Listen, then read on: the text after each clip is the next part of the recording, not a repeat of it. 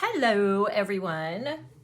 Today, one of you sent me, I think from Arizona, a picture of a beautiful flower growing on the side of the road, and I'm going to simplify it. I believe it's called the Indian Paintbrush, and so I thought I'd have a little bit of fun with that today. I'm going to today, and I'm kind of obsessed with this analogous color swatch that I've been playing with. These are all analogous colors.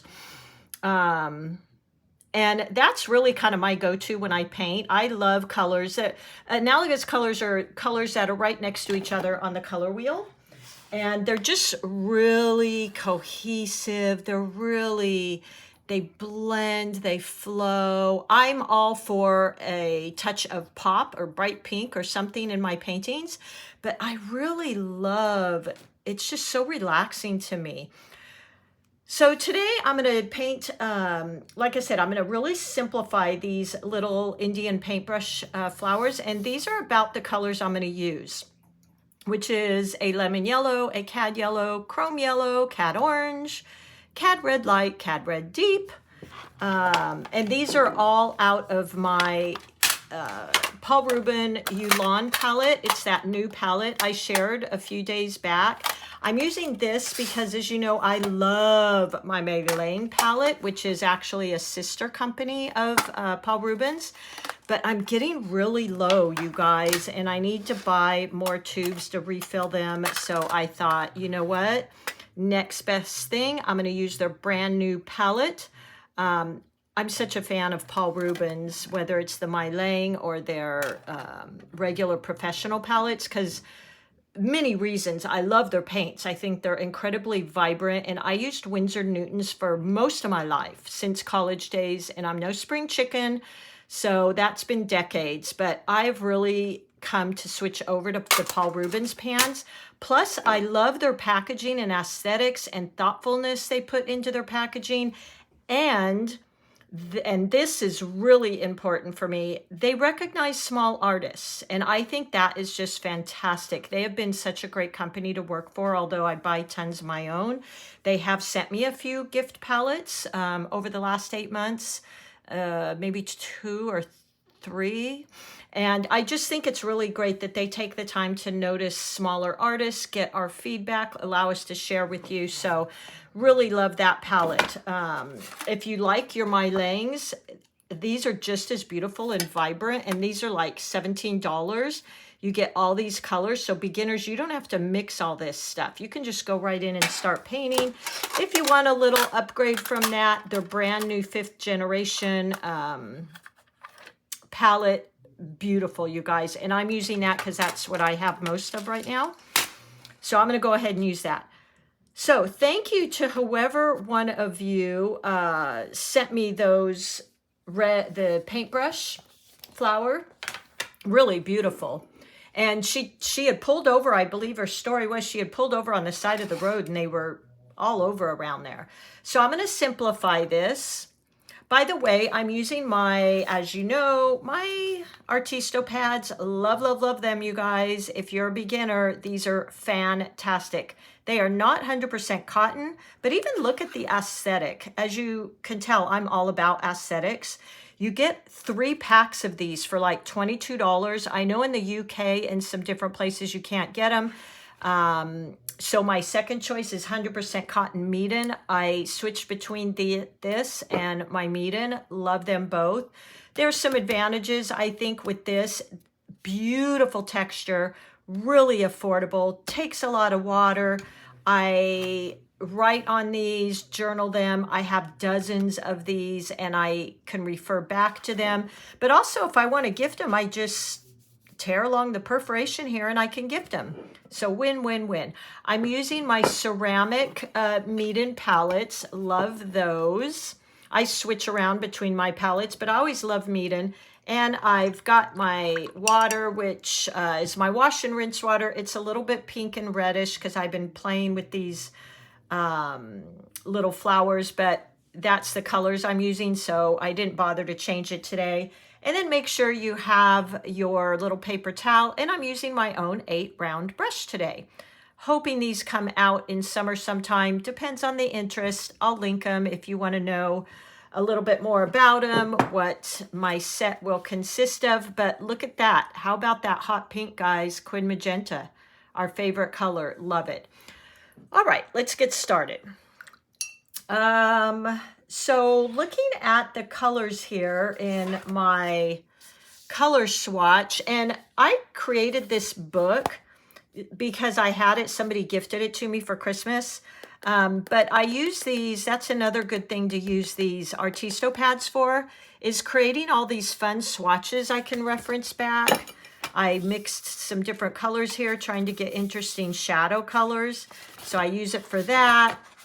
Here's, you know, mixing my warm and cool biased primary colors. So anyway, I'm going to be working with that today. So let's go ahead and get that out and have some fun here. All right.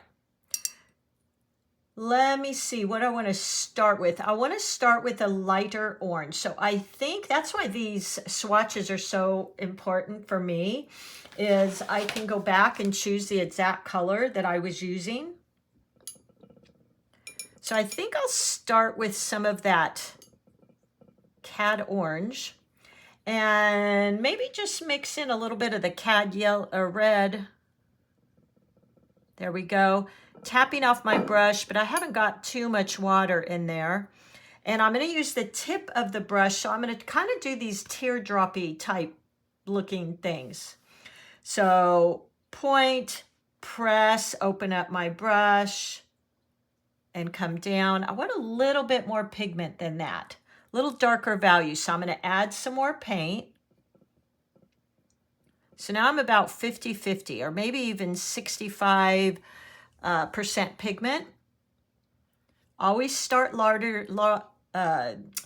darker than you think, because you can, lighter than you think, because you can always go darker. Point, press. And what I noticed about these when she sent them to me is they had several of these little pieces coming out. And I think I've seen these around here actually too. So the brushstroke that I'm using is kind of a point, press, point, and I'm trying to elongate them a little bit because they were kind of long and kind of pointed outwards like so. And I'm almost positive I've seen these around here. Let me pick up some of that green, just my sap green, because I want to go in here while it's kind of wet. And I just tapped into a tiny bit of my olive green and sap green. I want that to be a little bit lighter. Let's grab some of my sap green there. There we go. Okay. And again, I'm kind of going in here while this is wet. I'll see if I can find the picture she sent me. It was really quite beautiful. It was bright red. And then let's see, what red do I want to go? I think I want to do the Cad Red Deep. That's pretty. And just touch into some of these for a little bit of interest here. There we go. Although they were quite, in the picture she sent me, they were actually quite bright red. I felt like more of an orangey red. So let's do a few more here, starting with my lighter color and bring it down. So point, press, point, point, press, point. There we go. These are really quite fun, actually. I'll go over to the park I think I've seen these at. And I thought they were interesting. I painted them in the park when I was there last year.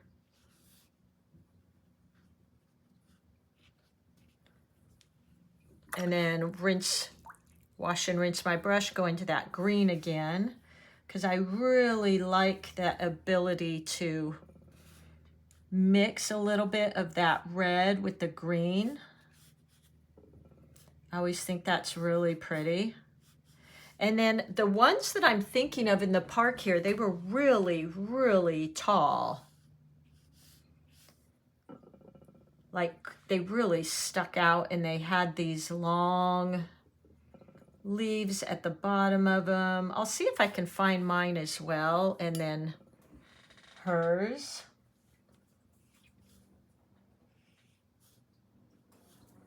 There we go. That's kind of how I'm thinking of them from memory. They had an awful lot of these little green pieces. Remember thinking that as well. So this is where I think it's so important to really express these things in your way. I'm always saying, you know, realism just isn't my thing. I totally respect those that do it. I think they're very talented, but for me, I'll just take a picture and get the same thing. I want to create my version of these flowers.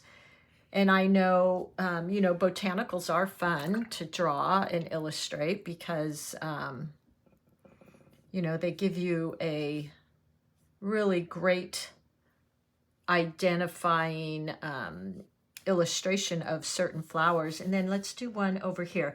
So I'm always all about, for composition, kind of a zigzag. So zig, zag, zig. So I'm going to come down just a little bit lower here. Maybe even if we have one come out here like that. I just want to bring my the viewer's eye focus down a little bit. So even you could look at this as kind of a triangle.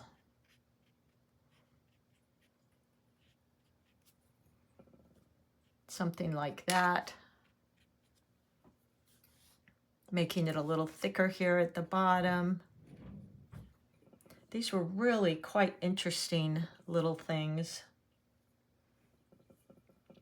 I think I picked them and brought them home from the park because I was really curious about them. And then her sending me those pictures reminded me of them. Let's go in while it's wet and use that green. So I'm just resting my palm here on my paper for some stability, and then allowing my hand to kind of move across the page. But I've never been able to really paint and hold my hand up like this. I don't know if I have too much coffee or what my deal is, but I like having my hand anchored. I think it holds me a lot more steady. And then I'm just going to go in and paint some little lighter values, meaning more paint in here. Let's pick up a little brighter red. Let's see here. Let's see what that red. Ooh, that's a pretty red. These really were like a fire engine red when I saw them, like that. Oh, goodness. Let's go with it. When we make those oops, right? We just incorporate it into our painting. And sometimes those turn out to be some of my favorites. There we go. We could even add, I think these ones I saw out here had a little bit of gold in them. So let me find, on this Youlan palette, they've got their yellow ochre, but they've also got this really cool yellowy color here. Let me see what that's called. Let's see. One of you were so nice to send this to me. It's this one here, but I cut it off, so I'm not sure what the color is. I have the color number here. It's a mix, but it's B229, and then it's a mix of 3 pigments. So let's try that in there. Just add a little bit here and there, because if I remember right, the ones here had some of this color in there. Aren't flowers fascinating, by the way? I constantly, you know, if I was the wealthiest person in the whole world, I would still paint every day, because it's how I just express, it's how I see the world. Whenever I see things as a painting. Isn't that interesting? I've painted for so long, it's just the way my mind kind of does that. Kind of weird, right? Let's see here. I just remember they had a lot of little things sticking up, like kind of greenery things.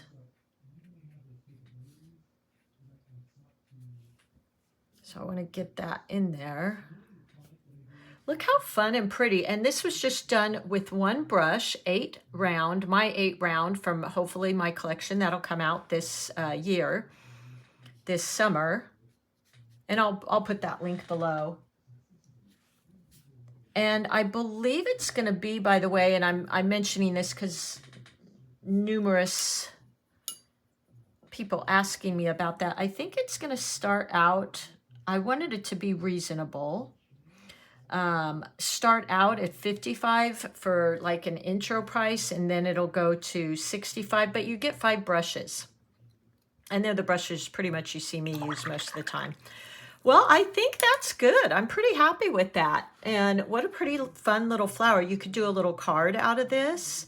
And notice I used different values. So I started with kind of my lightest value, meaning probably 80% or 75% pigment, water, 25% pigment. And then I built layers, darker and darker. And I think I even like these the best because there's a lot of wet and wet blending. And so build those layers, use those values, and have fun with this. All right, everybody, thanks for being here. And I'm so happy to have you here and a part of our little community. I'll see you soon.